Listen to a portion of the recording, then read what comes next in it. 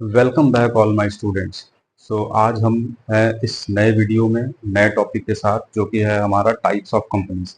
ये बहुत ही important video होने वाला है। यहाँ पे हम देखने वाले हैं कि टाइप्स ऑफ कंपनी कितने होते हैं, जैसे प्राइवेट होता है, पब्लिक होता है और one person company. Specially one person company के बारे में हम देखने वाले हैं इस वीडियो में पूरे डिटेल में। और साथ ही साथ हम कुछ देखेंगे आपका फॉर्मेशन ऑफ कंपनी जब होती है, जो भी पब्लिक कंपनी या प्राइवेट कंपनी बनती है, तो उसके अंदर कई सारे स्टेजेस होते हैं। तो उन स्टेजेस को भी हम बहुत ही ब्रीफ में देखने वाले हैं इस पर्टिकुलर वीडियो में। तो चलिए शुरू करते हैं।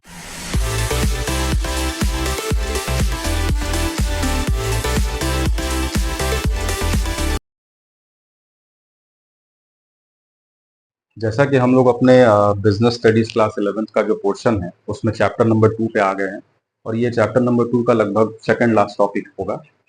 हर वीडियो पिछले वाले वीडियो से अलग है, और हर वीडियो में एक्सप्लेनेशन बहुत ही ब्रीफ और बहुत ही अच्छे से विद गुड एग्जांपल्स के साथ किया गया है। तो आई होप कि आपको पसंद आ रहा होगा। आप वीडियोस देखिए, और प्रीवियस के अगर टॉपिक्स हैं जैसे sole proprietorship, partnership, cooperative society, Hindu undivided family के बारे में अगर देखना तो आप प्रीवियस वीडियो में देख सकते हैं।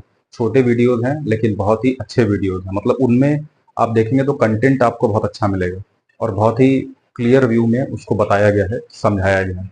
इस वीडियो में हम पर्टिकुलरली देखने वाले हैं टाइप्स ऑफ कंपनीज के बारे में। तो टाइप्स ऑफ कंपनीज अपने पास बेसिकली जानते हैं 3 प्रकार की होती है। कितने प्रकार की? 3 टाइप्स की होती है। जैसे पब्लिक, प्राइवेट। पहले 2 ही होती थी। ये तीसरा जो आपके पास यहाँ दिख रहा होगा बोर्ड पे, वन पर्सन कंपनी, बड़ा अजीब सा लग रहा है। वन पर्सन कंपनी क्या होता है? तो वन पर्सन कंपनी जो है ना, एक नया टाइप का कंपनी है, जो कि कंपनीज एक्ट का जब अमेंडमेंट हुआ था, अमेंडमेंट हुआ इसका 2013 में। पहले हमारा कंपनीज एक्ट चलता था 1956 वाला, ठीक है। फिर उसको 2013 में अमेंडमेंट किया गया। जे जे ईरानी कमेटी बनी थी, उन्होंने देखा कि कंपनीज एक्ट के अमेंडमेंट हुए, फिर उसमें क्या क्या कमियां आने लगी, तो वो कमेटी अपना देखी। उसी कमेटी का रिकमेंडेशन था ये वन पर्सन कंपनी, जिसके बारे में हम डिटेल में देखेंगे। बहुत इंपॉर्टेंट है क्योंकि एग्जाम्स में बहुत पूछे जाते हैं। Either you are preparing for your class 11th और अदर बीकॉम और other exams related to the commerce background, तो वहाँ ये पूछे जाते हैं, ठीक है। तो ये आपका डिफरेंस का भी काम करेगा। ये जो बोर्ड पे मैंने लिखा है ना, आप चाहे तो स्क्रीनशॉट ले लें। ये डिफरेंस का भी काम करेगा और साथ ही साथ आपका काम करेगा कि आप समझने का भी काम करेगा। सबसे पहले शुरू करते हैं आपका पब्लिक कंपनी से। इसमें मिनिमम होते हैं 7 नंबर ऑफ मेंबर्स। जो मिनिमम नंबर ऑफ मेंबर्स होंगे वो 7, और मैक्सिमम होते हैं अनलिमिटेड। मतलब मैक्सिमम की कोई लिमिट नहीं होती, क्योंकि यहाँ शेयर्स होता है। जब भी शेयर्स बटेगा तो नंबर ऑफ मेंबर्स कितने भी हो सकते हैं, उसका कोई लिमिट नहीं होता। मतलब 1, 2, 3, 4, 5, 100, 1000, 2000, 10,000 तक हो सकते हैं, कोई इसमें लिमिट नहीं है। उसके बाद देखा जाए इसमें डायरेक्टर्स की जो संख्या है, that is your minimum 3 directors should be there. और इसका लास्ट वर्ड होगा, इसको अब यही होता है भाई सर, इसको पहचाने कैसे कि पब्लिक कंपनी है कि प्राइवेट कंपनी है।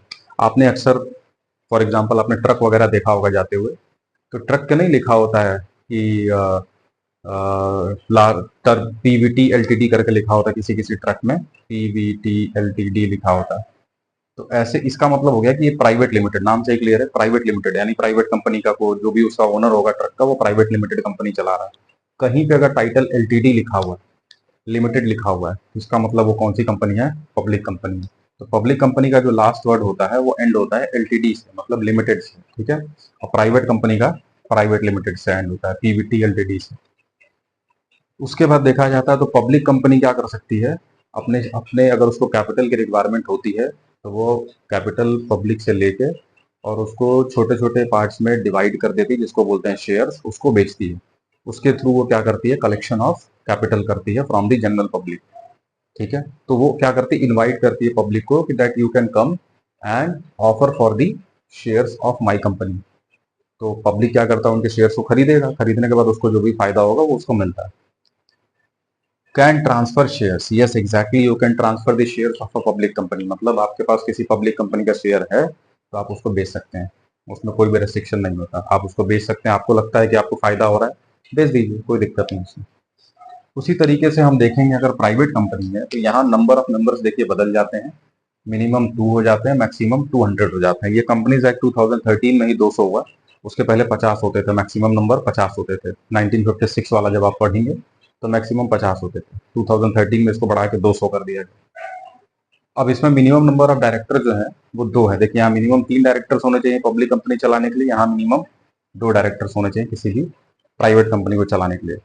फिर आपका लास्ट वर्ड मैंने बताया ही था, प्राइवेट लिमिटेड होता है, ठीक है। फिर कैनॉट इनवाइट पब्लिक। देखिए जो प्राइवेट कंपनीज है ना वो शेयर इशू नहीं कर सकती, इसीलिए वो पब्लिक से पैसे नहीं ले सकती। आप स्टेजेस जब हम पढ़ेंगे, स्टेजेस में भी उनको दो ही स्टार्टिंग का 2 स्टेज जो होता है, प्रमोशन और इनकॉर्पोरेशन के बाद प्राइवेट कंपनी शुरू हो सकती है। बट पब्लिक कंपनी को चारों स्टेज फॉर्मेशन का पूरा करना होता है, जो कि कैपिटल सब्सक्रिप्शन, 3rd स्टेज और 4th stage commencement of business, ये सब पूरा करना होगा।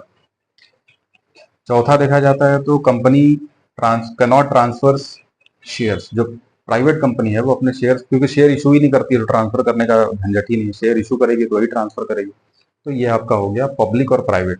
इसको चाहे आप एज ए डिफरेंस लिख सकते हैं या फिर आप चाहें तो इसको डेफिनेशन फॉर्म में भी लिख सकते हैं। डेफिनेशन लिखना होगा तो आप लिख सकते हैं public company is a company which have minimum 7 members and maximum unlimited members, and there should be minimum 3 directors in the company, and the last word of the company should be limited. The public company can invite the public for shares and can transfer shares freely in the market. ये देखिए definition भी इसी से बन गया। आप चाहे difference तो डिफरेंस भी इसी से बना सकते हैं। इसका भी डेफिनेशन आप सेम ऐसे ही बना लेंगे। डिफरेंस के लिए आप चाहें तो यहाँ नंबर ऑफ मेंबर्स लिख सकते हैं, नंबर ऑफ डायरेक्टर्स लिख सकते हैं, लास्ट वर्ड लिख सकते हैं, फिर इन्विटेशन टू पब्लिक लिख सकते हैं और शेयर ट्रांसफर लिख सकते हैं। बेसिस जो हम बता रहे हैं वो बेसिस में आप ये लिख के इसको डिफ्रेंशिएट भी कर सकते हैं।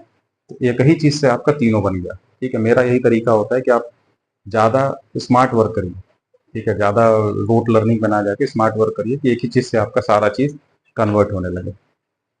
अब आते हैं सबसे मोस्ट इंपॉर्टेंट टॉपिक। यहाँ पे मैंने सेक्शंस पे लिख दिया है कंपनीज एक्ट के किस सेक्शन में इसकी डेफिनेशन दी गई है। तो सेक्शन 271 में पब्लिक कंपनी की, सेक्शन 268 में प्राइवेट कंपनी और सेक्शन 262 में 1 पर्सन कंपनी। ये जे ईरानी जो थे कमेटी बनी थी, उस कमेटी के रिकमेंडेशन पे 1 पर्सन कंपनी को बनाया गया। मतलब ये कहा गया, जैसे यहाँ आपने देखा मिनिमम 7, यहाँ देखा मिनिमम 2, कम से कम 2 लोग चाहिए। अब ये हो गया है कि यहाँ जो मिनिमम नंबर ऑफ मेंबर्स होगा वो होगा 1। एक आदमी भी कंपनी खोल सकता है, पहले ऐसा नहीं था। एक आदमी क्या खोल सकता था? सोल प्रोप्राइटरशिप खोल सकता था, कंपनी नहीं खोल सकता था। अब है कि आप एक आदमी भी कंपनी खोल सकता है 2030 के अकॉर्डिंग। अब यहाँ पे क्या है देखिए, अब लिखा हुआ अकॉर्डिंग टू कंपनीज एक्ट 2013, ये बनाया गया था पूरा कंपनीज एक्ट 2013 के अकॉर्डिंग में।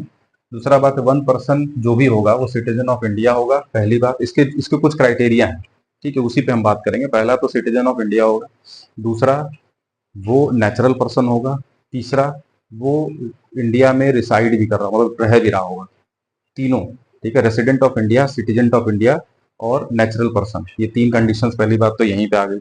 दूसरा है नॉट मोर देन 1 कंपनी। वो जो आदमी होगा जो ये 1 पर्सन कंपनी खोलेगा वो किसी और कंपनी में मेंबर नहीं होना चाहिए, ठीक है, वो एक ही कंपनी में मेंबर रहेगा। Can not be converted into company. वो जल्द 1 पर्सन कंपनी बड़ी कंपनी में, प्राइवेट या पब्लिक में कन्वर्ट, वैसे तो ये होता है प्राइवेट की तरह ही, 1 पर्सन कंपनी प्राइवेट की तरह ही काम करता है, प्राइवेट कंपनी का ही पार्ट समझ लीजिए आप। तो इसको अगर हम प्राइवेट कंपनी में पूरी तरीके से ट्रांसफॉर्म करना चाहें तो उसके कुछ रूल्स एंड रेगुलेशन होते हैं। जैसे पहला, अगर उसका टर्नओवर 5 करोड़ से ज्यादा हो जाए, लास्ट पॉइंट हमने लिखा भी है यहाँ पे, अगर उसका टर्नओवर जो है वो यहाँ पे 5 करोड़ से, सॉरी 2 करोड़ से ज्यादा हो जाए और उसका जो पेड अप कैपिटल है वो 50 लाख रुपए से ज्यादा हो जाए, तो वो कंपनी क्या हो सकती है? ट्रांसफॉर्म हो सकती है किसमें? प्राइवेट कंपनी में। 1 पर्सन कंपनी प्राइवेट कंपनी बन सकती है अगर उसका टर्नओवर 2 करोड़ से ज्यादा या फिर पेड अप कैपिटल 50 लाख से ज्यादा हो जाए। यानी मिनिमम पेड अप कैपिटल इनका मैक्सिमम वाला 50 लाख ही होता है। उसके अलावा कुछ चीजें और हैं इसमें, जैसे can not be converted into company till the completion of 2 years. देखिए 2 साल कम से कम इसको होना चाहिए और 2 साल के साथ साथ ये भी कंडीशन होनी चाहिए, ठीक है। Work as a private company, ठीक है, ये प्राइवेट कंपनी की तरह वर्क करती है, उसी की तरह चलती है। तो ये सब कुछ रहा हमारा 3 टाइप ऑफ कंपनीज के बारे में। आई होप कि ये तीनों बहुत बढ़िया से समझ में आ गया होगा। अब हम देखेंगे फॉर्मेशन कि क्या क्या स्टेजेस होते हैं और in the process of formation of a company.